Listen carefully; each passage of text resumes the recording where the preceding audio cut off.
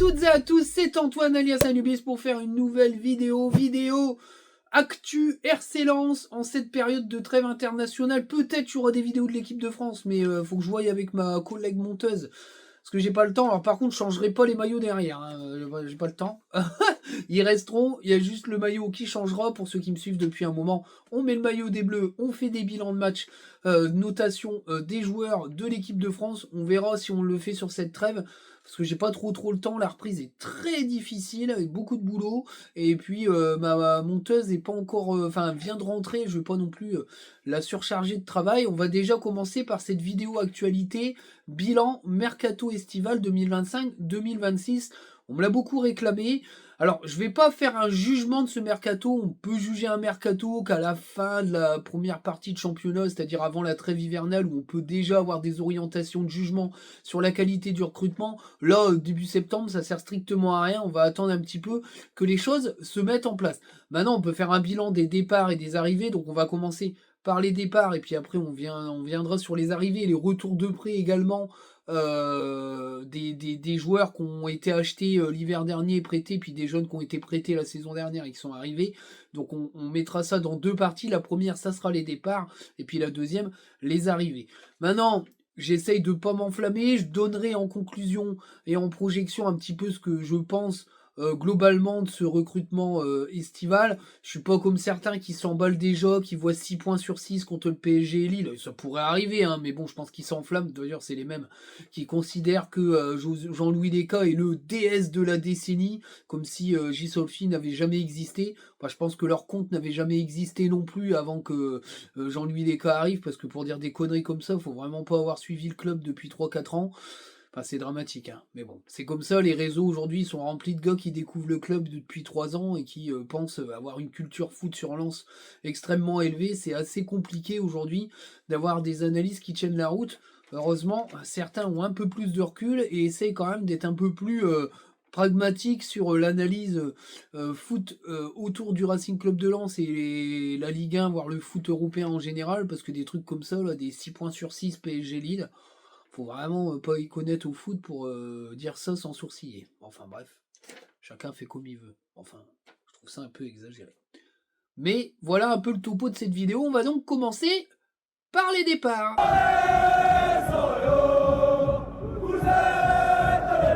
C'est parti donc pour les départs de ce mercato. Le gros départ, celui qui a fait un petit peu parler au début de ce mercato, c'est le départ de Facundo Medina à Marseille, prêt avec option d'achat d'environ 20-25 millions d'euros, je crois, un truc du genre. On ne doit pas être loin de cette somme-là. Alors c'était du attendu, hein. Medina avait déjà annoncé son départ à l'hiver dernier. Il était resté parce que il voulait pas mettre le club dans la merde, mais il était décidé à partir et il avait déjà ouvert la porte à un départ à sa direction dès le mercato hivernal pour prévenir et que le club travaille en amont pour pouvoir le remplacer. Alors, comment dire, le background de son départ, c'est tout simplement qu'il y a eu deux non-respects ou deux choses qu'il n'a considérées comme un non-respect. La première des choses, c'est le capitana. Il pensait être logiquement le nouveau capitaine de cette équipe l'année dernière, ce qui n'a pas du tout été la décision du style, pour des raisons qui lui sont revenues au visage très durement, parce qu'on lui a pas dit en face. Apparemment, et surtout on l'a dit à d'autres personnes, et c'est ça aussi qui l'a blessé, qu'il était un peu trop loco pour être capitaine. Oh, moi je trouve que c'est complètement débile. C'était surtout que certains autres anciens cadres avaient végé que ça ne serait pas lui le capitaine et qu'il y avait beaucoup plus méritant pour être capitaine, alors que Medina fait des saisons exceptionnelles à Lens depuis qu'il est arrivé. Il y a eu la première saison où il a un petit peu été foufou, le reste c'est du très très haut niveau, au point même d'atteindre l'équipe nationale d'Argentine. C'est pas donné à tout le monde vu la concurrence qu'il y a à chaque poste dans cette très grande nation du football. Et la deuxième chose, c'est le poste de latéral. Alors, j'en ai entendu des vertes et des pas mûres sur ce fameux poste de latéral, parce que faut quand même voir qu'on a d'extraordinaires génies du football dans notre communauté qui ont toujours dit Medina en latéral, c'est de la merde. Il a joué latéral un match, il a été plus que bon, voire même très intéressant en deuxième mi-temps où il a commencé à monter. Bizarrement, quand c'est Udol qui le fait, quand il a repositionné là, on n'a pas les mêmes critiques. C'est assez marrant. Et donc, il avait arrangement avec la direction le fait d'émigrer en poste de latéral gauche avec Will Steele, qui allait jouer avec une défense à 4. Hein. On sait très bien ce qu'il en a été au cours de la saison. Manque de couilles de la part de Steele en tout cas. Mais c'était l'arrangement qu'il avait avec la direction. C'est-à-dire qu'il devenait capitaine, il y avait des bruits qui couraient qu'il allait l'être, et puis basculer en latéral gauche pour sa sélection argentine. C'est-à-dire que là où il y a un gros manque en sélection argentine, c'est à gauche, où le titulaire du poste commence à être vieillissant, et que Medina, il postulait naturellement à prendre sa place, plus jeune et plus talentueux. Sauf que ça s'est pas passé comme ça, que Will Steele s'est dégonflé et qu'il est reparti sur une défense à 3. Medina a fait son boulot, même si je l'ai senti extrêmement blessé par ça et l'histoire du Capitana. Et dès le mercato d'hiver, il a annoncé à son club, à sa direction, qu'il allait quitter le club cet été et que ça leur laissait du temps pour trouver son remplaçant. Moi, je suis un peu deg parce que je pense que Medina serait resté parce qu'il est très attaché au club. Faut quand même le dire. Maintenant, Marseille, ça se refuse pas. La Ligue des Champions, ça se refuse pas. Alors, bien sûr, il a pas eu de chance puisqu'il s'est blessé au genou. Apparemment, ça a pas l'air d'être anodin, donc j'espère qu'il sera pas trop absent. Mais à mon avis, ça sent la tuile. Mais en tout cas, voilà. C'était déjà le début de la fin avec Will Steele, ça a été enterré direct, puisque lui, quand il dit il part, je pars. Je pense que Pierre Sage n'aurait pas craché dessus. Maintenant, il rapporte des sous au club, tout le monde est gagnant.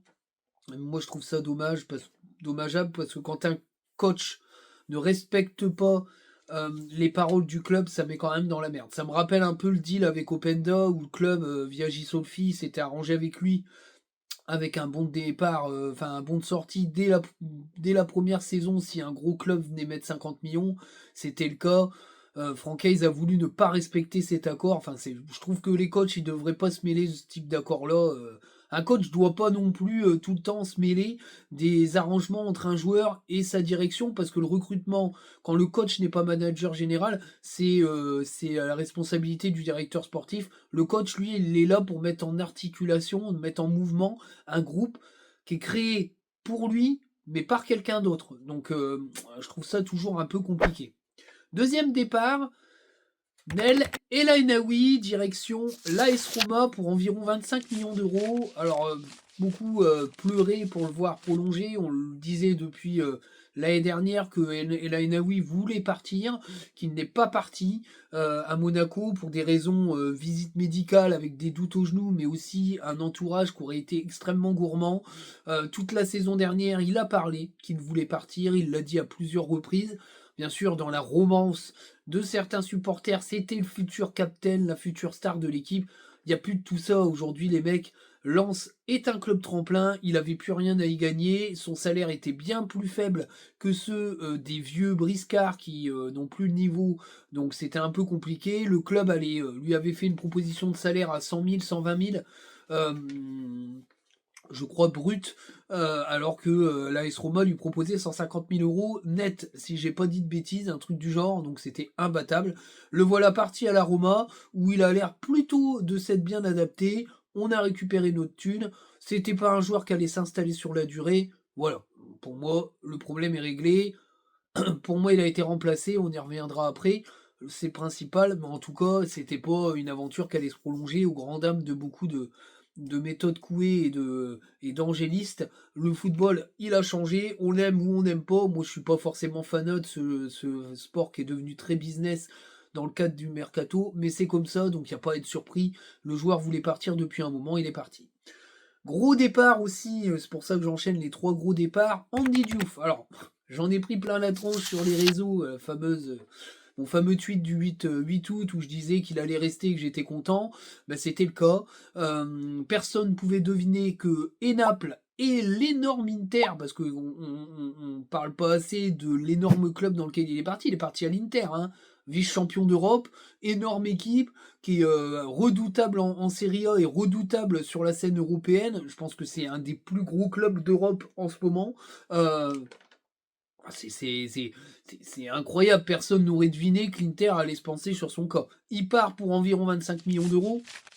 Je crois que c'est prêt avec option d'achat de 1,5, 2,5 millions d'euros, puis ça doit être une option d'achat à 22,5 millions, un truc du genre, ou 1,5 et puis 23,5, je sais plus, mais enfin bref, c'est environ 25 millions d'euros.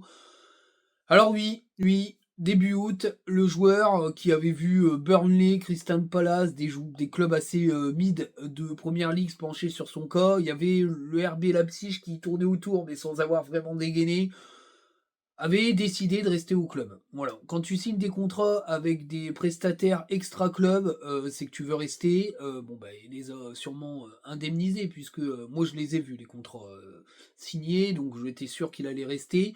Pierre Sage était sûr qu'il allait rester également. Il l'avait dit à plusieurs reprises qu'il comptait sur lui et que c'était son titulaire au poste de milieu de terrain, avec bien sûr en association avec Thomasson, mais tous les radars montraient qu'il allait être Lensois la saison prochaine. Il était assez épanoui avec Pierre Sage parce que la discussion qu'il avait eue l'avait vachement rassuré sur son poste défini, et il avait clairement dit à tout le monde et à ses proches qu'il restait une saison de plus à Lens et qu'il partirait au mercato estival 2026-2027 auréolé d'une grosse saison parce qu'il voulait performer. 3 semaines après, le Naples et l'Inter se pointent, c'est plus du tout la même histoire. On parle de l'Inter de Milan. C'est une phrase qu'il a dit à une personne avec qui il avait un engagement contractuel. Le train ne passe qu'une fois, bah tu m'étonnes. Donc il est parti. Je suis un peu deg. Maintenant, ce qui me fait rire, c'est que ceux qui m'ont un peu craché dessus sont les mêmes qu'on dit faut qu'ils dégagent. Alors quand ils dégagent pas, c'est foutage de gueule. Quand ils dégagent, c'est foutage de gueule aussi. Enfin bref. Résultat, ce joueur est parti. Pour moi, c'est une perte, clairement, parce que c'est un profil qu'on n'a pas. Aujourd'hui, maintenant, pour moi, dans l'effectif, j'y reviendrai après. C'est un vrai box-to-box qui avait des gros problèmes de finition, mais ça se travaille. Alors bon, on verra à l'Inter comment il va progresser, mais enfin, c'est pas le même type de staff que chez nous, donc je pense qu'il peut évoluer. S'il évolue pas, c'est qu'il y a un plafond de verre réel. Pour l'instant, on parle d'un joueur de 21, 22 ans, hein, il est très jeune, donc il a encore une marge de progression, il a encore une chance de progresser, même si certains ont décidé que c'était finito parce que il était trop frustrant pour eux. Bah, à un moment donné, le talent est là, hein. C'est un des meilleurs perforateurs ballon au pied d'Europe. Enfin, je veux dire, il a des stats extraordinaires là-dessus. C'est un très bon récupérateur. Enfin, voilà, c'est un super gamin. C'est un super gamin. C'est quand même un très bon gamin également parce que jusqu'à la dernière minute, il a été pro classe à l'entraînement et au club. Assez ému de partir parce qu'il se plaisait quand même bien, même à Arras où il vivait. Apparemment, il se plaisait plutôt bien. Euh, et, euh, et voilà, c'est une page qui se tourne. On l'avait acheté 14 millions, auréolé, et c'est assez marrant, ça me fait penser un peu à Sangaré, auréolé du prix de meilleur jeune de Conference League. Alors, Sangaré, c'était pas le cas, mais il avait d'autres. Il a été primé meilleur tacleur, meilleur récupérateur. Donc voilà, il était auréolé de stats assez impressionnantes en Coupe d'Europe. Il a pas franchi ce cap-là, mais s'il y avait des choses très intéressantes, il n'a pas toujours non plus été aidé par ses coachs. Francaise qui lui préférait Salis Abdul Samed, what the fuck. Et Will Steele qui l'a mis partout sur le terrain sauf là où il devait être. C'était un peu quand même frustrant aussi pour lui. C'était autant frustrant pour nous pour lui. En plus, la presse a pas toujours été tendre avec lui parce que je pense également que certains voilà, épouse certaines théories des réseaux en tant que journaliste, donc c'est un peu, c'est pas très évident, mais bon. En tout cas, il est parti. Je lui souhaite le meilleur à l'Inter, qui est un super club, qui est un super gros club. Bon, après, moi, je préfère. J'ai pas d'affinité en Italie, mais l'AS Roma me plaît beaucoup. Et la Fiorentina, c'est un peu le charme ancien, maillot Nintendo. J'ai un petit peu de sentiment pour la Fio, même si je ne suis absolument pas beaucoup le championnat italien, mais j'essaye de regarder de temps en temps. Mais l'Inter, c'est un très très gros club historique de l'Italie et que bah, aller là-bas, c'est quand même une super chance quand on est un jeune joueur français. Donc voilà. Bon, carrière à toi, mon ami Diouf. Ensuite, dans les départs, alors, on va y aller au fur et à mesure. Fulgini, exfiltré, départ à Al Tawoun, ça doit être en Arabie Saoudite. allez, goodbye, il n'y a rien à dire. Une énorme déception, un énorme flop. Bon, il a mis un super coup franc face à Séville, et puis c'est lui qui marque le but face à Séville qui nous qualifie en Europa League. Le reste est un enchaînement de désillusions, de défaillances, de nonchalance, de comportement plus que dégueulasse, avec un joueur qui a fait chier la direction pendant des semaines pour pas partir parce qu'il voulait partir libre, avoir une prime à la signature, semblerait-il. Donc c'était un peu compliqué, donc il a fait un peu péter les plombs, il paraît, à la direction. Au final, ils ont réussi à trouver un club qui a voulu aligner le pognon et le salaire pour qu'il s'en aille. Allez, sayonara mon gars, énorme. J'ai été autant hypé de son arrivée à l'hiver parce que c'est clairement dit pour moi il allait devenir le nouveau chouchou de Bollard. Je suis autant hypé que je suis dégoûté de ce qui s'est passé de son passage chez nous et qu'il est temps qu'il s'en aille. Un autre qui est parti et qu'il fallait qu'il s'en aille aussi, c'est notre ami Abdoul Samed. Alors, écoute, sincèrement, je vais te dire, il est parti 2 millions d'euros à Nice. Merci Francaise et merci Madi Camara d'avoir planté les aiglons parce que personne n'en voulait cet été. Il a absolument pas eu du tout d'offre. C'est un joueur qui a été très blessé, aux performances hyper moyennes en Angleterre. La prolongation, c'est n'importe quoi. Il était déjà défaillant une fois que on a moins vu Seko Fofana. Pour moi, ça a été un feu de paille pendant 6 mois. Déjà après le retour de Coupe du Monde à l'époque, il était beaucoup moins bon. Je vois même pas ce qu'il refoutait sur le terrain à ce moment-là. Même à la CAN, quand il est parti, on jouait mieux au milieu de terrain. Quand il est revenu, on a commencé à bégayer. Pour moi, il nous coûte le titre de champion parce qu'il fait n'importe quoi face au PSG. C'est un match qu'on n'aurait pas dû perdre. On aurait peut-être pu faire mieux que ça s'il n'avait pas fait l'abruti. Voilà, c'est un joueur que j'ai jamais trop kiffé. C'est un comportement très mauvais dans le vestiaire. Il a aussi participé à ce que certains milieux de terrain qui ont été recrutés et floppés parce qu'il les a pas absolument pas aidés. Allez, Roust. Voilà, il n'y a rien d'autre à dire, c'est mon avis. Ensuite, Koufi, pré-sec au SCO d'Angers. On va le valoriser, hein, parce que le SCO d'Angers, ils vont subir 20 000 occasions par match. On verra bien s'il tient la route. Il a fait plutôt un bon début de saison. Tant mieux. Plus il sera performant avec Angers, plus ça sera facile de le vendre. Parce que je ne le vois pas revenir. En même temps, Risser, il le défonce matin, midi, soir. Et peut-être même les autres gardiens qu'on a dans l'effectif. Voilà. Alors il a tous ses fanboys parce que comme il fait des tweets, on dirait que c'est le voisin d'à côté. Mais enfin, pour moi, je trouve que c'est pas un extraordinaire gardien et que les conditions dans lesquelles ils ont été recrutés, ça pue quand même le truc pourrave et qu'il est temps de l'exfiltrer ce gars-là pour éviter qu'on ait des emmerdes un peu plus tard. Si vous voyez ce que je veux dire. Dans le même registre de recrutement pouillesque qu'on n'a pas réussi à éliminer, Sidi Mané qui est parti au Portugal à Aves. Aucune idée de combien on l'a vendu, mais enfin, ce gars-là, c'est quand même un énorme flop parce qu'on dit beaucoup flop, Lopez, machin. Mais enfin, quand tu vois Sidi Mané, le mec, on sait même pas d'où il vient. Je sais même pas ce que ça vient foutre là-dedans. À mon avis, ça a dû faire croquer à mort. Enfin, ça reste mon avis, hein. Mais c'est n'importe quoi. Au final, il a été prêté une saison à Annecy. Ça n'a jamais été extraordinaire. D'ailleurs, il n'a pas été cité dans ceux qui voulaient récupérer Annecy. Ça veut tout dire. Et puis, il est arrivé chez nous. On a réussi à l'exfiltrer. Tant mieux. C'est plutôt pas mal. J'ai Jérémy Agbonifo, départ pour départ pour le FC Bâle, si je dis pas de bêtises, pour environ 4 millions d'euros. Alors, Jérémy Agbonifo, c'est un flop, clairement, payé très cher au mercato d'hiver. Je pense sincèrement qu'on a fait une grosse erreur en le recrutant aussi cher, même si moi j'attendais de voir, on ne l'aura jamais vu au final, parce qu'il avait quand même des facilités. C'était un diamant brut qui a été très mal utilisé par Will Steele, qui n'a pas forcément fait une prépa extraordinaire avec Pierre Sage, et je pense que comment dire, ça a décidé encore plus son départ. On verra ce que ça donnera à Bâle s'il enchaîne les bonnes performances. En tout cas, c'est un rendez-vous manqué, mais c'est surtout un joueur qu'on a payé trop cher au mercato d'hiver. On l'aurait payé beaucoup moins cher si c'était au mercato d'été. Tom Pouilly. Tom Pouilly, le petit Medine Gaillette, qui a pas forcément été exceptionnel l'année dernière. Les peu de peu de chances qu'il a eues n'ont pas été très bien saisies, même si des fois il a joué face à de grosses équipes. Je trouve que par exemple face à des équipes à sa portée comme Toulouse, ça a été plus que compliqué. Moi je pense qu'il n'a pas réussi à passer ce step Ligue 1. Il est transféré pour 0 € je crois, c'est un drôle de transfert à Pau. Doit y avoir une option de rachat, donc on verra bien s'il performe avec Pau.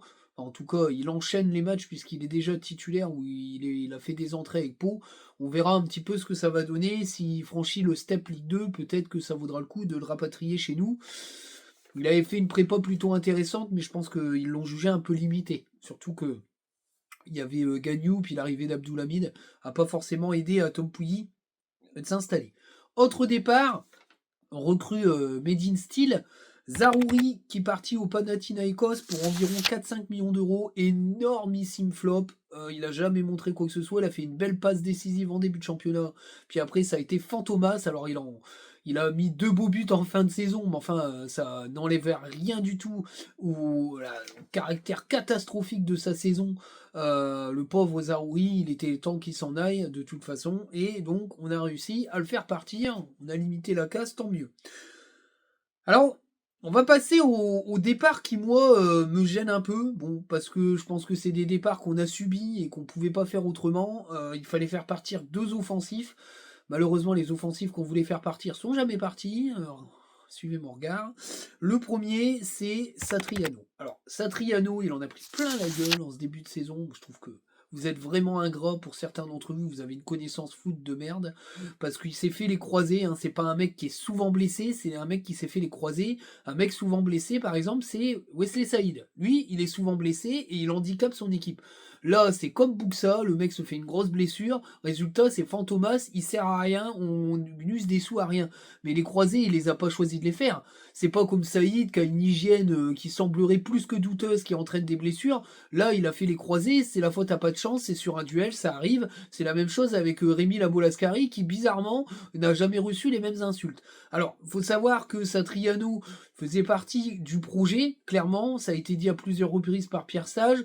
La seule différence, c'est que Lyon semble lui avoir tourné autour depuis un petit moment et que déjà à la fin de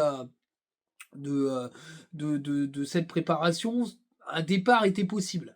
Sauf que moi, les retours que j'avais, c'est que s'il partait, il devait être remplacé. Bon, ça n'a pas été le cas, mais je pense que ça aurait été le cas si Guy Lavogui était parti, par exemple. Mais ça, on y reviendra après. Donc, prépayant d'1 million, option d'achat assez facilement atteignable d'environ 4 millions d'euros avec environ 10% à la plus-value. Pour moi, c'est une perte. C'est un joueur qui aurait pu montrer des choses. C'est, je trouve, un gros regret, une grosse frustration de ne pas l'avoir vu sur la saison qui venait. Je pense qu'il est OP, il est fit. Alors, bien sûr, il y a eu une blessure diplomatique. La même, même blessure diplomatique qu'Hudson-Edouard, je pense. Bah, c'est comme ça, c'est le football. Lyon va jouer la Coupe d'Europe. Je pense sincèrement que, euh, que Satriano a beaucoup plus de chances de jouer à Lyon qu'à Lens, hein, vu le recrutement, et que 120 000 euros de salaire à être un mec de banc, c'est un peu trop dur pour nous, même si on a encore 2 joueurs qui risquent de tirer le banc vu le recrutement qui se passe devant, mais eux, ils s'en vont l'année prochaine. Satriano, c'est pas sûr qu'il partait, donc je pense que le club a saisi l'opportunité de dégraisser, de récupérer des thunes, et en plus de faire l'économie d'un très très gros salaire, puisqu'il faisait partie des plus gros salaires de l'équipe, puisque la plupart des gros salaires sont tous partis, il restait plus que lui, je crois qu'il devait être après le trio, c'est-à-dire Medina et Diouf et puis Fulgini, Samed, je sais pas combien, mais Fulgini c'était haut. Donc il reste plus que Saïd, Sotoka et Thomasson en gros salaire. Ça sera fini, ça j'en parlerai dans la conclusion l'été prochain. Ce qui est pour moi un petit peu l'explication de pourquoi Satriano est parti. Parce que de toute façon, eux, ils partiraient pas. Donc ça peut être aussi une explication. Après, on peut pas cracher sur l'Olympique Lyonnais. Même si j'aime pas ce club-là, ça reste quand même un très grand club français. Ils te veulent, t'y vas. Hein. Je pense qu'il n'y a rien à dire d'autre là-dessus. Deuxième départ, on va clôturer là-dessus sur les départs. Après, c'est des prêts. On va en parler vite fait des prêts. On va en parler vite fait des prêts quand même. Le dernier départ, c'est Kouyalipou. Alors Kouyalipou, c'est pareil, hein. Kouyalipou, moi je l'ai dit à plusieurs reprises, faisait partie du projet. En prépa, il avait quand même convaincu sur ses entrées. À l'entraînement, il était très performant. Le problème, c'est qu'il fallait dégraisser et que ni Saïd, ni Sotoka et ni Fujini, au moment de son départ, ne pouvaient partir. Donc le club s'est retrouvé bloqué. Levante est venu très vite avec d'autres clubs au renseignement sur Kouyalipou, qui a quand même une cote en Europe parce que c'est un joueur assez prolifique, qui a au final fait une demi-saison plutôt correcte. Il a marqué 4 ou 5 buts, ce qui est plutôt pas mal pour un attaquant qui débarque à l'hiver. Et donc Levante a proposé environ 5 millions d'euros avec un prêt. C'était difficilement refusable pour un joueur qui a acheté 3 millions d'euros. Il y a une option d'achat, je pense qu'elle sera atteinte. Je crois que c'est en cas de maintien de Levante. S'ils sont pas maintenus, le joueur reviendra. C'est pas une perte non plus. En tout cas, voilà, je crois que c'est 1,5 et puis 3,5, un truc comme ça. Enfin bref, je ne sais plus trop le système. Mais en tout cas, le club récupère des sous là et récupérera des sous l'été prochain en cas de maintien de Levante. Pour moi, c'est quand même un joueur qui était capable de marquer. Vu la gueule de l'attaque au début de la saison, il n'aurait pas fait tâche, loin de là. Pour moi, je suis sûr que tu récupères au moins un point avec Kouyalipou dans le groupe, parce qu'au final, t'avais une ligne d'attaque qui puait du cul. Bon, mis à part Fofana, qui est plutôt intéressant, mais Guilavogui Saïd devant, c'est de la merde, moi je le dis. Mais en tout cas, voilà, c'est un peu un regret. Alors, bien sûr, ça fait beaucoup de départs. On a exfiltré les gros salaires qui ont été recrutés l'année dernière, mais aussi les gros salaires qu'on se trimballe depuis 2 ans, 3 ans, qui ont été prolongés n'importe comment. C'est plutôt bien joué dans le sens du dégraissage. Alors, on fait des courbettes à l'école, mais le Dre n'est pas loin, hein. Dre aussi, qui a été un petit peu mis de côté pour éviter qu'il s'en prenne trop dans la gueule, parce qu'il en a pris énormément dans la gueule l'année dernière, alors qu'il a fait un super boulot dans le dégraissage, même s'il n'a pas réussi à faire sauter les Fulgini et compagnie. Dre aussi a été quand même très présent, parce que pour envoyer Zarouri par exemple au Pana, faut avoir du réseau. L'Econ n'a pas cet énorme réseau-là, Dre aussi, lui, là, et donc il a vachement aidé au dégraissage. Ça n'enlève rien que Paro et Leka ont fait du bon boulot dans la négociation aussi des prix de transfert, parce qu'ils ont très bien bossé, et que cette partie-là, dégraissage, a été plutôt bien gérée. On va parler un petit peu des prêts, il y a eu quelques petits prêts. Le prêt de Mattia Fortine, donc, qui est arrivé, mais ça, je vais en parler en prêt. Bon, oui, on en parlera après de Mattia Fortine, parce que c'est une arrivée. Donc, en prêt, on va parler de Capuano. Gabin Capuano, ça fait des semaines que j'en parle, j'avais beaucoup d'appréhension sur ce cas, j'avais peur qu'il parte tout court.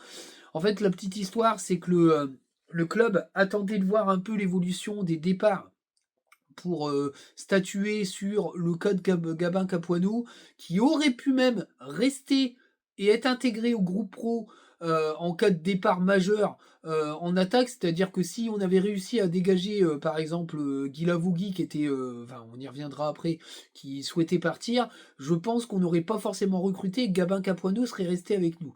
Ça n'a pas été le cas jusqu'à la dernière minute du mercato. Une fois que le fait que Guilavogui reste, ou voir Saïd ou Sotoka, enfin c'est pas encore sûr, j'en parlerai en conclusion pour les trois qu'on va citer, pour deux d'entre eux, voire même trois qu'on va citer, on en reparlera dans la conclusion. Gabin Capuano a donc signé son premier contrat pro jusqu'en 2028 et prêté à Boulogne. C'est une très bonne chose, c'est un gamin qui a marqué 12 buts en N3, qui est assez prolifique, qui est assez complet. On va voir ce que ça va donner avec Boulogne. S'il performe avec Boulogne, tu le récupères à la prépa l'été prochain, sous contrat. Pour moi, c'est un très bon investissement. Dinwiddie a été reprêté, encore un peu tendre, hein, clairement, et puis en plus le prêt au Mans a un peu floppé, puisqu'au final il s'est retrouvé avec la R1, donc il aurait dû rester chez nous en N3, il n'aurait pas détonné du tout, parce qu'en R1 il a marqué des quadruplés, j'en passe et des meilleurs, puisqu'il est largement au-dessus du niveau de la régionale. Reprêté à QRM, donc Rouen Métropole, en espérant qu'il soit titulaire, hein, qu'il finisse pas en réserve, parce que c'est un très jeune joueur, mais en tout cas il a pas mal de bonnes choses. Yannick Pandore a été prêté au Frambourrin en Belgique. Bon, pour moi, il n'a pas d'avenir à long. Je pense qu'à un moment donné, on y trouvera une porte de sortie, mais la concurrence est tellement énorme, et sa saison, je crois que c'était à Boulogne, hein. Oui, c'était à Boulogne. Sa saison n'a pas été extraordinaire non plus. Il a fait pas mal de boulettes, donc au final, il n'avait pas forcément beaucoup convaincu le board de de le garder. Donc il a été prêté au Framborin. On suivra ça de loin. Pour moi, il n'a pas d'avenir là, chez nous. Sagnan, le jeune Sagnan, le petit frère Sagnan, Souleymane Sagnan, est prêté, lui, à Caen. Bon, il sera sûrement titulaire, je pense, à un moment donné, puisque Caen a été pas mal a été rétrogradé. On verra ce que ça va donner. Défenseur plutôt axial gauche, assez talentueux, rapide, technique, bon passeur. Je pense qu'il va progresser en national. On verra bien ce qui va se passer. Il a signé son contrat pro. Alors, est-ce qu'il va revenir en prépa? Est-ce qu'il sera reprêté après en Ligue 2 pour franchir une étape? C'est des très jeunes joueurs, ils peuvent aller être prêtés 2-3 saisons avant d'intégrer le groupe pro. Je pense qu'il faut fonctionner comme ça, c'est plutôt bien. En tout cas, je trouve que ce prêt est une bonne chose pour lui. Rémi Labo Lascari. Alors, c'est la même chose que notre ami Satriano, sauf que lui, il n'a pas le droit de se faire taper dessus, parce que Medine Gaillette, donc il s'est fait les croisés. Il devait être prêté au SCO d'Angers qui n'a plus de thunes, donc n'a pas pu valider les contrats. Mais bon, on nous a raconté que Angers n'allait pas vendre Esteban Le Paul, qu'il y avait que nous qui vendions des joueurs, que toutes les autres équipes n'avaient pas besoin de vendre, que c'était des films de Joseph Augourlian qui n'avaient pas besoin de vendre, que les droits TV c'était une excuse qui bradait tout le monde. Au résultat, Angers n'ont même pas réussi à enregistrer le prêt de Rémi Labo Lascari tellement ils ont plus de thunes. Hein, comme quoi, l'ouvrir pendant des mois pour chier sur Joseph Ougourlian, c'est surtout un problème personnel. À bon entendeur, comme dirait Chouchou. Et en tout cas, il est prêté à Brest. Bah, c'est un level up. Hein. Je pense que si Brest l'ont pris, c'est pas pour rien. Une saison pré-sec. S'il performe avec Brest, c'est gagnant-gagnant. Soit il réintègre le club et avec une saison pleine en Ligue 1, soit des clubs le regardent et nous proposent des thunes. Dans tous les cas, soit on récupère un ailier qui tient la route, soit on fera une plus-value, puisque s'il fait une super saison, il y aura sûrement un club qui va aligner du pognon sur lui. Donc c'est du gagnant-gagnant pour lui, pour le club. C'est très bien. Voilà un petit peu pour les prêts que j'ai mis un peu dans les départs. Et donc c'est parti, on va enchaîner avec les arrivées et les retours de prêt.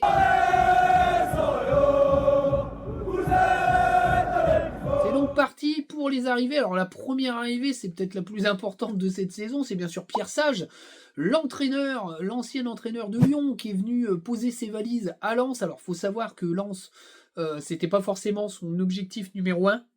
Il avait attendu un petit peu de voir ce qui allait se passer à Lille, il faut dire ce qui est, hein, c'est le foot, où le cas Genesio était un petit peu en discussion. Donc je pense que si Genesio était parti, Pierre Sage serait peut-être arrivé à Lille. Lens était son objectif numéro 2. Alors il y va pas à reculons, hein, c'est pas ce que je dis, hein, mais c'était pas la priorité des priorités, mais il faisait partie quand même. C'était deux clubs sur sa shortlist. Résultat, il est chez nous et c'est très bien. Je suis pas en train de polémiquer, mais j'explique un peu le background quand même. Un coach formateur qui a du vécu, qui a coaché une très grande équipe, capable d'incorporer les jeunes, qui a compris que le projet Lensois Made in Gaillette était devenu très important. D'ailleurs, on le voit tout de suite avec l'incorporation des jeunes, où il veut vraiment tout son poids dans la mise en place des jeunes au sein du groupe pro. Beaucoup de bonnes choses. Alors, plutôt un adepte de la défense à 4, mais là, il joue en défense à 3 parce que c'est un peu l'ADN de Lens sur cette période, sur cette ère. Ça changera peut-être dans les années à venir. On verra bien l'évolution des choses selon les blessures, etc. Mais en tout cas, je trouve que c'est une très bonne idée. Il y avait d'autres mecs sur cette shortlist, notamment des coachs belges, notamment le coach de l'Union Saint-Gilloise. Ça, c'est pas fait. Et Pierre Sage est arrivé. Pas facile en négociation, et ça l'école a dit, je pense qu'il sait exactement ce qu'il veut. Il a été actif sur le mercato, donnant pas mal de noms de joueurs qu'il avait suivis à Lyon, notamment Udol, et d'autres joueurs, même Hudson Edouard, hein, qu'il avait un peu suivi lorsqu'il était un peu formateur, quand il a fait les équipes de jeunes de l'équipe de France. Edouard, c'est des profils qu'il connaît très bien, et qu'il avait sûrement coché à un moment donné dans son mercato lyonnais. Donc il a utilisé un petit peu ça pour pouvoir faire son recrutement et aider les cas. Super idée. Moi franchement je suis assez hypé, ça parle foot, c'est humble, pas un mot plus haut Claude, c'est un mec hyper calme, ça change de la pile électrique style qui a un peu explosé en vol avec la pression lensoise, parce que à Reims il n'y en avait pas, mais à Lens il y en avait, et je pense qu'il ne l'a pas supporté. Et puis c'est un mec qui a une connaissance foot extraordinaire, hyper moderne dans sa vision du football, de l'entraînement et de tout ce qu'il y a autour du football. c'est un super mec en plus de ça, c'est quelqu'un d'assez humain, il s'entoure de gars en qui il a confiance, il a réussi à incorporer aussi dans son staff des gars de lance, ça s'est plutôt bien passé, donc tout ça, c'est quand même assez cool. Voilà, pour moi, c'était un choix assez naturel. Il y avait Will Steele et Pierre Sage. Will Steele, ça a été quand même une grande déception de par ses résultats, de par le jeu produit et de son comportement. Pierre Sage, j'espère que ça sera quand même beaucoup mieux. Alors, les arrivées. On va peut-être parler des retours de prêt avant de parler des premières arrivées, on va dire payantes. Pardon. La première arrivée de retour de prêt, c'est Guy Lavogui, 26 ans, qui revient de son prêt en Allemagne à Saint-Pauli. Pour moi, c'est un non-sens total. D'ailleurs, pour la petite histoire, une fois le joueur revenu, bah, lui, il voulait pas rester. Il était très bien à Saint-Pauli, un peu surpris que le club ait activé son contre-Kems au niveau de l'option d'achat du club allemand. Lui, il se plaisait bien là-bas. Le retour à Lens n'a pas été dénué de tension. On n'a pas trop compris un peu à quoi voulait jouer notre ami Léca. Je pense qu'il y avait une envie de se dire je prends un joueur avec une option d'achat de contre-option d'1,5-2 millions. Ça fait un attaquant qui a collé 8 buts en Bundesliga à 2 millions d'euros. C'est plutôt pas cher. Ça fait un peu un Koyalipou. Sauf que le joueur n'avait pas envie de revenir à Lens et que, au pire, l'option le revendre existait. C'était quand même risqué. C'était tellement risqué qu'il est parti à c'est quoi, c'est Sunderland ou Southampton, enfin bref, un des deux clubs, et au final, ils l'ont dégagé pendant la visite médicale parce qu'ils ont fait un profil beaucoup plus intéressant pour eux. Donc il est revenu à Lens un peu par hasard et ça a bouleversé un peu la fin du mercato, ça a entraîné aussi un peu le départ de Satriano. Je pense que si Guy Lavogui était parti, Satriano serait peut-être pas parti. Voilà, moi je le vois comme ça. Maintenant, il est là, il jouera presque pas parce que Abdallah Sima est arrivé, que Hudson Edouard est arrivé, qu'il y a Florian Thauvin, ça va être compliqué quand même pour lui. Je pense que il sera peut-être. On reparlera de son départ au mercato d'hiver. Retour du prêt de Andrija Bulatovic, 18 ans, il était dans un club Pogorica, si je dis pas de bêtises. Préparation très intéressante. Un gamin qui semble beaucoup apprécié par le vestiaire. On a vu des vidéos où il enchaîne 3 buts de la tête, reprise machin, où les mecs le trouvaient super sympa. Une tête de gamin, mais une technique au-dessus du niveau. Faut lui laisser le temps. Faut lui laisser le temps. Ça va être une saison de transition. S'il n'arrive pas à performer, il sera peut-être prêté l'hiver prochain, je vous le dis déjà, ou l'été prochain, parce qu'on parle d'un gamin de 18 ans. Faut attendre 2 minutes. C'est comme notre ami. Je ne sais plus comment il s'appelle. Bref, le défenseur. Le défenseur serbe qui est aujourd'hui en réserve, je pense qu'il faut quand même un petit peu se calmer sur les jeunes. Ils sont très jeunes, ils sortent d'un championnat exotique, d'un monde qui est le monde des Balkans. Ils arrivent en France, il faut leur laisser peut-être un an pour s'adapter. C'est quand même un peu compliqué. Je trouve qu'on est extrêmement sévère, avec une attente trop dure et trop rapide pour ce genre de profil. Mais bon, c'est comme ça, on peut pas y faire grand-chose. Retour de prêt de notre ami Bermond. Alors, je vais être franc avec vous. Pour moi, ça va être une révélation de la saison prochaine, enfin de la saison qui arrive. Bermond, notre ami Bermond, qui fait de très belles entrées, qui a vraiment un look joueur années 80-90, chaussettes baissées, élégance, ballon au pied. C'est un gamin qui va pas jouer très très longtemps piston, puisque Sage a expliqué qu'il revenait au poste de piston dans la Rota. Quand il est rentré, qu'il a remplacé Thauvin, on a très bien vu, et toute la Ligue 1 l'a vu, qu'il était absolument pas un piston, mais plutôt un superbe milieu de terrain offensif. Donc je pense que Anthony Bermond va sûrement rentrer dans la Rota avec Florian Thauvin, et c'est plutôt une très bonne chose. J'espère qu'il va très vite stater parce qu'il le mérite. En tout cas, il a été impliqué sur le but du 2-1 sur la passe décisive de Saoud Abdelhamid, parce qu'il est très bon et qu'il combine déjà très bien avec son piston. Donc c'est une très bonne chose. Super prêt à Annecy, où il a été très bon au poste de milieu de terrain offensif, mais aussi de piston, ce qui le rend assez polyvalent.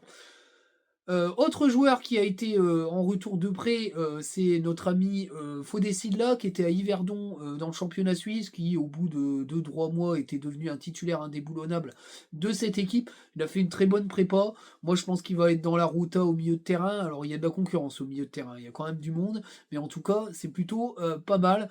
On verra bien ce que ça va donner, mais ce mec, il a du talent dans les pieds et c'est un excellent joueur.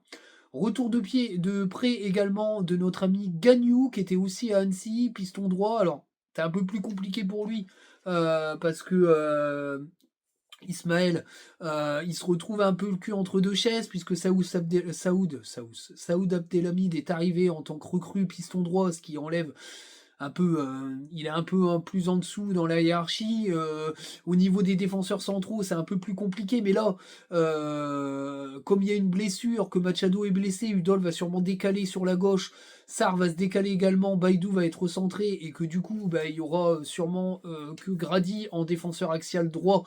Donc je pense qu'il sera dans le groupe parce que lui, il est formé en défense axiale, il est défenseur droit, mais il est capable de jouer piston, donc il est assez polyvalent.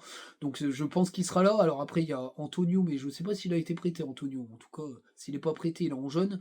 Je ne me rappelle plus, j'ai pas cette info, je ne me rappelle plus, mais en tout cas, Gagnou, il est là et je pense qu'il aura un peu de présence en équipe pro de par la blessure de Machado. En tout cas, on verra bien, à moins qu'il change le dispositif. On verra à ce moment-là, mais je trouve que c'est plutôt pas mal. Voilà un petit peu pour les retours de prêt marquants.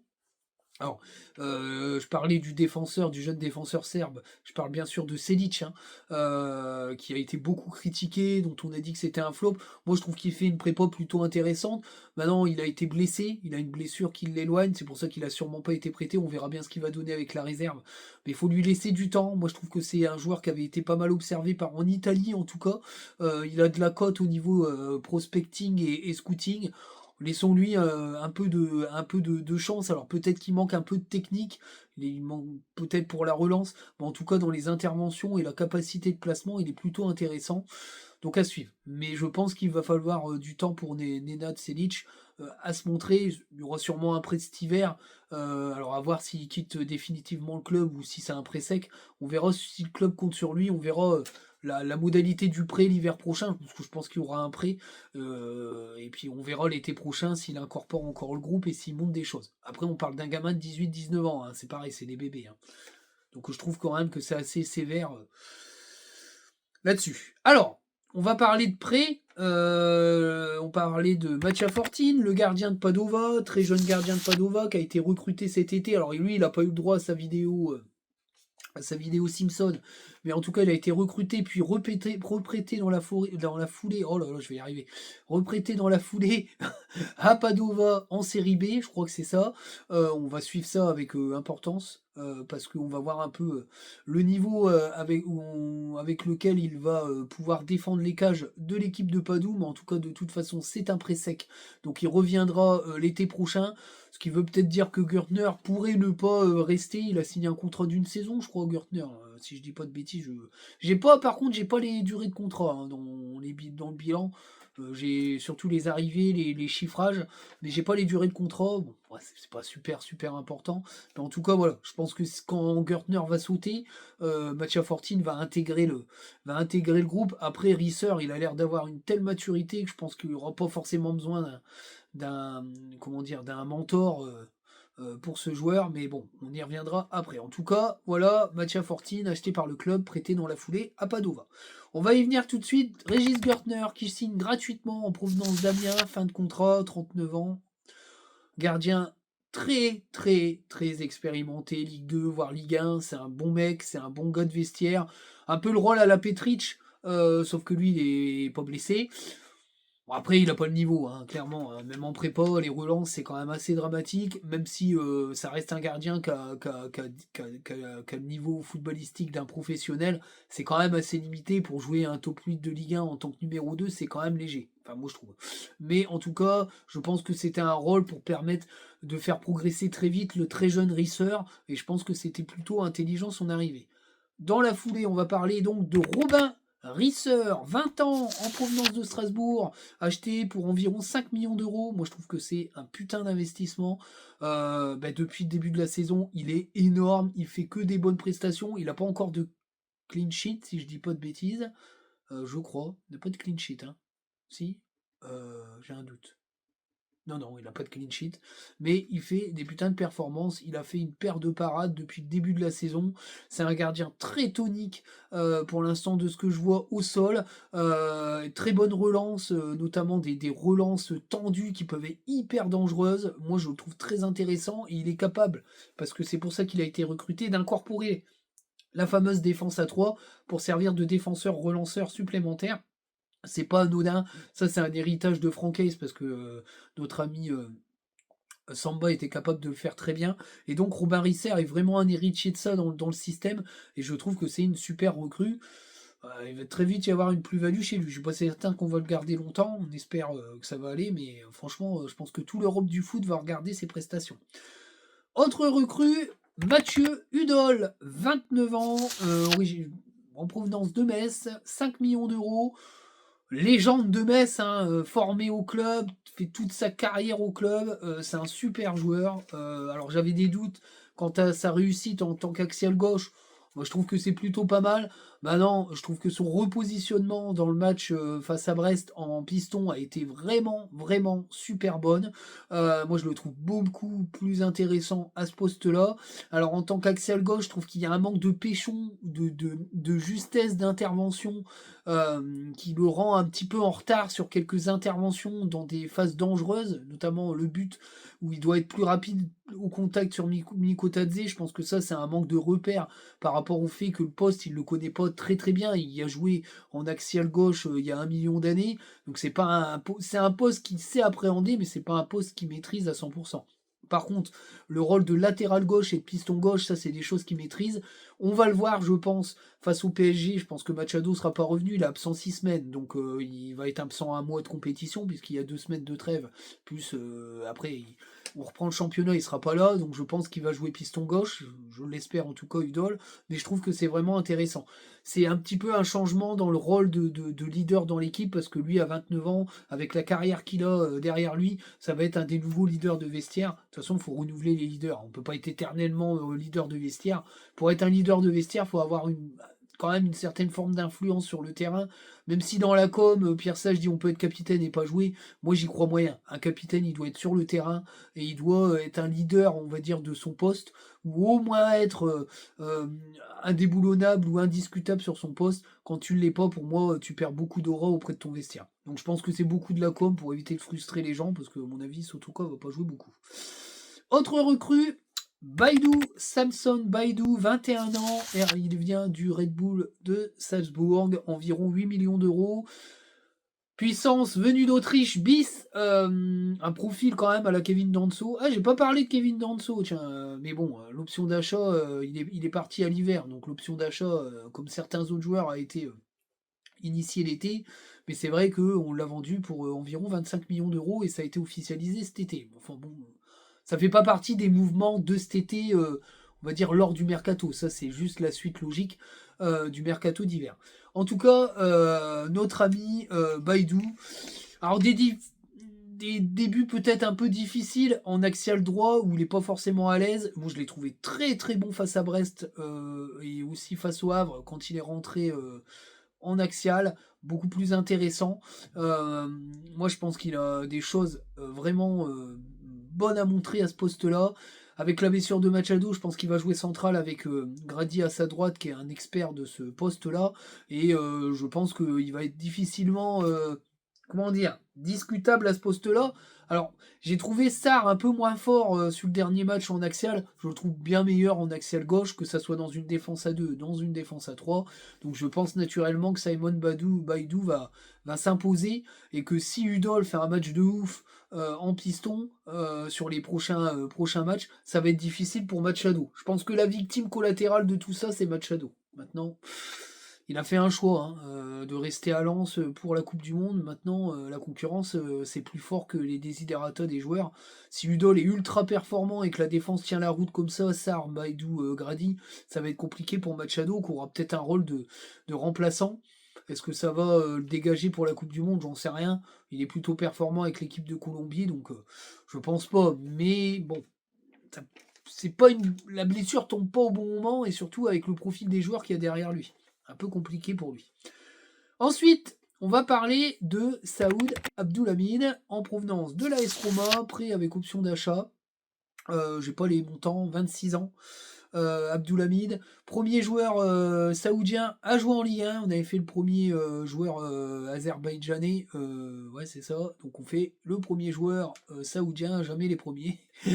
Très intéressant. Alors, moi je le connaissais pas plus que ça. J'avais eu des retours comme quoi c'était quand même un joueur hyper rapide et assez adroit avec son pied droit au niveau de ses passes. C'est un joueur qui n'était pas titulaire à la Roma, mais bon, c'est un cran largement au-dessus de nous et qui débarque à Lens. Alors certains pensaient qu'il avait peut-être le statut de finisseur offensif. Vu les prestations de Aguilar, qui me semble extrêmement faible à ce poste-là, plutôt l'impression qu'il va le bouffer petit à petit. Son entrée face à Brest a été vraiment très bonne. Une passe décisive sur les 10 ou enfin sur la vingtaine de minutes qu'il a joué. Une capacité d'élimination, de rapidité, de prise de profondeur. Ça va être compliqué pour Aguilar. À voir défensivement s'il tient la route, mais je trouve qu'il est assez complet. Futur titulaire pour moi, si on me demande. En tout cas, c'était vraiment pas mal et je trouve que c'est plutôt intelligent. Est-ce qu'il un mec toujours souriant, content d'être là, moi ça me plaît beaucoup. Ensuite, Mamadou Sangaré, en provenance du Rapide de Vienne, 23 ans, meilleur récupérateur, meilleur tacleur de Conference League, c'est pas anodin, un profil qui est apparemment suivi par plein de gros clubs qui vont regarder avec attention sa saison à Lens. Très vite propulsé titulaire, mais il n'y a rien d'étonnant. Profil très récupérateur, capacité box-to-box, mais pas à la Diouf. Pour moi, je vous le dis, c'est le remplaçant d'Enea. Enea est un excellent récupérateur, capable de se projeter et de marquer, faut quand même le dire, il ressemble fortement. Avec peut-être un peu plus de box-to-box en pénétration, mais moi je vois Enea là-dedans. Très technique, très fort sur l'homme, bon récupérateur, bon passeur, capable de marquer. Il est sur le but de Guilavogui. Hein, c'est lui qui frappe, ça ricoche, Guilavogui marque. Bon, voilà quoi. Il n'y a rien à dire là-dessus. C'est bien, c'est bien, il faut le dire. Il faut le dire. C'est vraiment bien. Il a montré de très bonnes choses à 23 ans et je pense que ça va être très compliqué de le déloger de là. Titulaire au bout de 2 matchs, c'est pas anodin. Hein. C'est pas anodin non plus. La très grosse arrivée, la star de ce mercato, c'est bien sûr Florian Thauvin. 32 ans, international, vainqueur de la Coupe du Monde, 32 ans, arrivé de l'Udinese pour environ 6 millions d'euros. Alors, il faut savoir qu'il a prolongé avant d'arriver, je pense que ça avait été un peu géré pour que tout le monde y trouve son compte. Et l'Udinese et le club de Lens qui avait quand même un peu de liquidité pour l'acheter. Que dire? Joueur extraordinaire techniquement, mec qui a de la bouteille. Il a montré que ça allait être très compliqué de faire sans lui, surtout offensivement. Premier penalty marqué, bon, il n'a pas été très bien tiré, mais je pense qu'il va commencer à enchaîner les stats. Il a montré des choses, capable de faire de très belles passes décisives ou de très belles combinaisons. Il fera peut-être pas 15 passes décisives, mais je pense qu'il fera les passes clés de toute la saison, de toute l'équipe. Je pense que ça va être le leader des passes clés et le leader des passes décisives. Peut-être qu'il va marquer des buts, en tout cas, il n'est pas encore prêt à 100% physiquement, mais lui, son objectif, c'est de titiller la Coupe du Monde 2026. Pour cela, il fallait qu'il fasse des stats et que son nom apparaisse à peu près à chaque week-end. Le recrutement offensif qui a été fait, qui a un petit peu pris du temps, j'en parlerai dans la conclusion, et puis dans les prochains noms que je vais sortir là, des arrivées. J'étais un peu sceptique, je me suis dit, il a signé, dans quel traquenard il vient de se foutre, donner des ballons à Saïd ou Guilavogui, c'est de la confiture à des cochons, mais en tout cas, le recrutement de fin de mercato au niveau offensif a été plutôt rondement mené, donc je pense qu'il va se régaler avec Hudson Edouard et Abdallah Sima, qui sont quand même des mecs qui savent les mettre au fond. Parlons-en. Parlons donc de Abdallah Sima en provenance de Brighton, 24 ans. Je le voyais plus vieux, moi, vous voyez, il est assez jeune. Environ 7 millions d'euros, si je dis pas de bêtises. Alors, pour ceux qui suivent la Ligue 1, bien sûr, il a fait le bonheur de Brest la saison dernière, où il a été performant en championnat, mais aussi en Champions League. Buteur, rapide, capable de jouer ailier, mais aussi attaquant, on va dire, dans une doublette devant. Il est capable de bien défendre, profil récupérateur, profil, contre-attaquant, capable de jouer très vite sur, une récupération haute. J'ai hâte de le voir, heu, à l'œuvre dans cette équipe. Je ne sais pas s'il sera associé à Hudson-Edouard avec un Thauvin derrière lui, ou alors qu'Hudson-Edouard sera en pointe avec Thauvin à droite et lui à gauche. En quel cas, dans tous les cas, il sera titulaire. Je pense que c'est totalement. C'est impossible autrement qu'il ne le soit pas. Mais je trouve que c'est une belle recrue. Voilà. Moi, je ne suis pas. Je suis plutôt agréablement surpris. Je pensais pas qu'on le ferait parce que j'avais peur que Brighton soit gourmand et que le salaire soit mirobolant. Apparemment, ils sont plutôt bien débrouillés, j'en parlerai dans la conclusion, dans la gestion des transferts, des indemnités de transfert et des salaires. Ça rentre dans la grille. Tant mieux, et c'est bien meilleur qu'un Guilavogui qui risque de tirer le banc de touche une perte de temps, parce que pour moi, c'est plus fort que Guilavogui. Hudson-Edouard, dernière recrue de ce mercato, 27 ans, attaquant français qui a fait les beaux jours de l'équipe de France Espoir, où il a marqué 13 buts en 14 matchs, ou 14 buts en 17 matchs avec les Bleuets. Super, pour moi, c'est un super ratio. Mythique attaquant de la période assez récente du Celtic, où il avait comment dire, des stats de buts buts marqués par minute de temps de jeu monstrueuses. Je crois que c'était les meilleurs des meilleurs attaquants du Celtic. C'est pas anodin.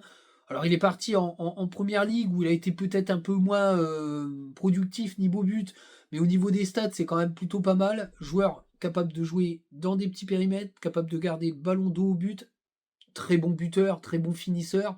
Profil de revanchard qui a envie de se relancer. Il a 27 ans, il n'est pas vieux, hein, c'est pas un mec de 29-30 ans. Il a encore 2 beaux jours devant lui. Recrutement d'environ 4 à 5 millions d'euros, c'est pas cher du tout pour un joueur de ce niveau-là. Alors bien sûr, il y avait la rumeur. Banza, alors pour les bandeurs de Banza, 9 millions d'euros, un mec qui a jamais dépassé le niveau 2 des championnats européens, je trouve ça très cher. Braga n'en voulait plus parce qu'il avait pas franchi le mur du son et qu'il avait plafonné. D'ailleurs, il jouait très peu en Coupe d'Europe. En Turquie, il a été plutôt bon. Enfin, c'est le championnat turc, à part 3 équipes, c'est comme au Portugal. De toute façon, pour moi, c'est le même type de championnat, Portugal et Turquie. Il y a 3-4 grosses équipes qui performent plutôt régulièrement en Europe. Le reste, c'est niveau Ligue 2. Voilà, faut le dire.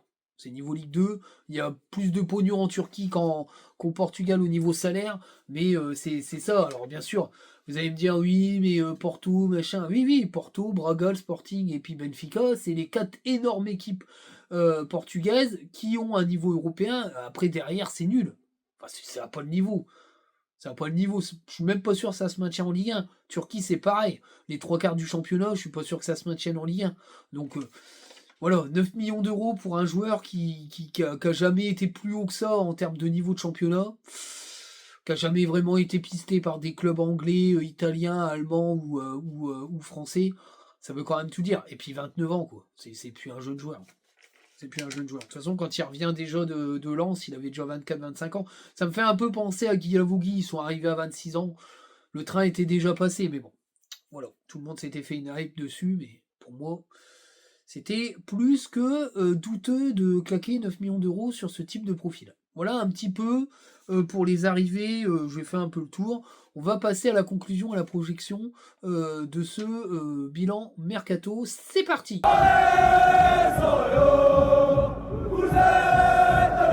Et donc c'est parti pour cette conclusion de ce bilan de mercato 2025-2026. Alors ils ont plutôt bien travaillé sur le dégraissage, ils ont réussi à faire partir des joueurs qu'on n'avait pas réussi à faire partir l'été dernier. C'est pas forcément une histoire de talent, je pense surtout qu'ils ont eu des méthodes un peu plus différentes, ils ont peut-être été un peu moins gentils. Parce que la saison dernière, ils ont été plutôt gentils, là ils ont carrément fait un loft pour 2 joueurs, puis ils ont mis la pression. Il y a eu quelques petits ratés, Guilavogui qui est un peu un what the fuck recrutement, on verra bien s'il performe, mais moi j'y crois moyen, je pense qu'il va très peu jouer. Et puis le reste du dégraissage a été plutôt bien joué. C'est-à-dire les gros salaires du recrutement de la saison dernière, qui est un petit peu le bémol de ce recrutement la saison dernière, ont été filtrés, notamment les flops. Ceux qui ont été prolongés, puis qui puaient du cul, ont été dégagés. Je parle des joueurs qui ont été recrutés avant Lopez. Lopez, c'est les gros salaires qui sont partis, donc la partie dégraissage est plutôt bien gérée. Pour la partie des arrivées, je suis plutôt satisfait. Je trouve que les recrues sont plutôt intéressantes. Le coup Thauvin et le coup faramineux de cette saison. Hudson-Edouard, moi je valide parce que je pense que s'il est bien lancé et bien remis en route, il peut claquer but sur but. Simos, c'est très intéressant. C'est bien plus fort que Guilavogui. Au milieu de terrain, l'arrivée de Mamadou Sangaré est une bonne chose. Derrière, je trouve que c'est solide. Je pense qu'on a un effectif derrière qui est du très haut niveau. Risser, Udol, Baidou, ça claque, c'est fort. Le retour de près d'Anthony Bermond et compagnie viennent étoffer ce groupe qui pour moi tient la route pour un top 10 minimum. C'est mon avis. Maintenant, je suis pas en train de dire que c'est un super mercato. Je le dirai quand on arrivera à l'hiver, si ça performe à mort. Je dirais que c'est une très bonne réussite pour le moment. Puis on fera vraiment un bilan de ce mercato à la fin de la saison. C'est comme ça que ça marche. Un jugement de ce mercato, une note de ce mercato. Mais en tout cas, pour moi, c'est un mercato qui a été plutôt bien géré. Pour une première en tant que directeur sportif de l'ECA, c'est de très bonnes factures parce que c'est pas évident quand on débarque dans ce staff-là et qu'on n'a pas des gros réseaux. Il a quand même été aidé. Il faut quand même dire que Gisolfi et Lorenzi n'étaient pas si loin que ça apparemment et qu'ils l'ont pas mal aidé. Sport Cover, le groupe d'agents, l'ont aussi pas mal conseillé sur tel ou tel profil. Donc ça aide aussi quand tu as comment dire, un groupe d'agents, une société d'agents avec qui tu es plutôt bien, bah ça aide quand même. Hein. Messa Njai, il a de bonnes connectiques avec l'ECA et ça aide aussi, même si ils n'ont pas forcément un portefeuille monstrueux. Ils ont quand même pas mal va dire de réseaux sur d'autres joueurs, d'autres groupes d'agents avec qui ils entretiennent des plutôt bons rapports. Donc je pense que ça peut aider l'ECA. Il a quand même un réseau euh, qui n'est pas le sien, mais un réseau qu'il utilise, qui a un réseau euh, comment dire, c'est un réseau déporté qui fonctionne plutôt bien. Benjamin Parot a plutôt bien géré tout ce qui est indemnité, salaire, etc. Extrêmement bon directeur général qui a vraiment très bien géré tout ça et qui a aidé à ce que le club soit pas trop à débourser d'énormes sommes. Donc c'est plutôt intéressant, c'est un bilan positif vente-achat puisque on a fait plus de 118 millions d'euros de bénéfices par rapport au fait des ventes et des achats de joueurs. Donc bah, ça permet au club d'avoir sécurisé les budgets de cette année et un peu de l'année prochaine. Et le but étant d'avoir un budget propre pendant la période, on va dire, sans droit TV de Ligue 1+. Après, quand Ligue 1+ va commencer à progresser et qu'il va y avoir des droits de diffusion à payer pour comment dire, les groupes médias, je pense que le retour des droits TV risque d'être plutôt intéressant. Mais pour l'instant, il faut faire sans. Hein. Il n'y a pas d'actionnaire minoritaire, il n'y a pas d'argent chez Joseph Ougorian qu'on ne met pas, et il n'y a pas de droit TV, donc il faut faire vente, achat, etc. et budgétiser comme ça avec une petite enveloppe mercato. On avait un peu de marge, on a quand même mis quelques thunes. On fera sûrement pareil l'été prochain, mais en tout cas, voilà. Moi, je trouve que dans l'idéal, c'est plutôt bien joué et que bah, on a un groupe qui est cohérent. La suite, on verra sur le terrain. On a vu de bonnes choses, des choses moins bonnes. Selon le niveau de l'offensive, bah, on est moins bon. Je trouve que, par exemple, face à Wavre, on a très mal joué et qu'offensivement, on n'a pas été bon. Face à Brest, c'était quand même un peu meilleur, surtout quand on a commencé à voir quelques recrues rentrer sur le terrain et puis aussi Bermond aider un petit peu. Notre ami Tauvin. Avec l'arrivée de Sima, d'Hudson-Edouard, je pense que ça va changer la tronche de l'attaque du club. À voir s'il continue avec ce 3-4-3 et ce milieu un peu déséquilibré ou s'il part sur un 3-5-2 avec Tauvin en milieu de terrain axial et deux attaquants devant. On verra ce qu'il en sera face au PSG et aux autres clubs. On verra ce que va installer notre ami Pierre Sage. En tout cas, voilà. Groupe cohérent, c'était un peu, à un moment donné, un peu déséquilibré. Je trouve que le rééquilibrage en fin de mercato a été bien fait. Au milieu de terrain, il y a quand même beaucoup de monde. Il va y avoir une concurrence féroce. Il y a sûrement des joueurs qui vont peut-être être prêtés l'hiver prochain, etc. Alors, pour la petite indiscrétion, faut savoir que Lyon ziote toujours certains de nos joueurs, notamment Guilavogui, Sotoka, peut-être même Saïd, qui serait pisté par d'autres clubs en tant que joker. À suivre, le mercato sera peut-être pas terminé dans le sens des départs courant septembre, mais ce sont des départs qui n'influenceront pas la hiérarchie. Sotoka, il est 43e dans la hiérarchie des attaquants. Guilavogui, il voulait partir, donc je pense que si un club comme Lyon vient lui dire bonjour, il va dire allez, vous me laissez partir. Je pense que même s'ils mettent 3 millions ou 4 millions d'euros, le club le vendra. Alors on sera perdant, mais je pense qu'à un moment donné, un joueur comme Guilavogui qui veut partir, est-ce que c'est utile de le garder? J'en sais rien. L'avenir nous le dira. Mais en tout cas, je suis plutôt satisfait, assez content. Notamment, on va dire, la partie com du mercato a été exceptionnelle. La boîte qu'a fait ce mercato des Simpsons en collaboration avec le club, c'est exceptionnel. Je pense que au lieu de se casser le cul avec une équipe de com qui n'a pas forcément toutes les compétences, je pense que ce qu'ils font là, c'est très bien. Il faut faire des partenariats avec des boîtes de montage animé ou ce genre de choses pour faire les vidéos communauté. Parce qu'au final, ces vidéos de recrutement aident au buzz, donnent de la pub à l'équipe qui le produit, donnent aussi des vues au club, qui a aussi un compte qui permet aussi de créer de la thune par les clics, parce que ça aussi c'est un revenu possible sur les réseaux sociaux et ça le sera de plus en plus. Aujourd'hui, les clubs essayent aussi de monétiser leur présence sur les réseaux sociaux. Donc je pense que ce genre de partenariat avec un investissement du club sur ce genre de boîte de com, de boîte de production, on va dire médiatique, est plutôt une très très bonne idée et ça a donné quelque chose d'exceptionnel qui a fait un buzz monstrueux au niveau de ce mercato estival. Faut continuer comme ça. Je trouve que plus ça va, plus on monte en grade dans le niveau de com des mercatos. Donc c'est vraiment vraiment vraiment pas mal. À voir si on fait les Simpsons l'hiver prochain, mais en tout cas c'était vraiment génial. Voilà un petit peu pour cette vidéo, j'espère qu'elle va vous plaire. On n'hésite pas, la cloche, on s'abonne, on partage, les liens sont dans la description. Le retour du montage, j'espère que ça vous plaira. Bon, la poutre est toujours là, je vais y arriver, ça y est, je suis en fin de parcours.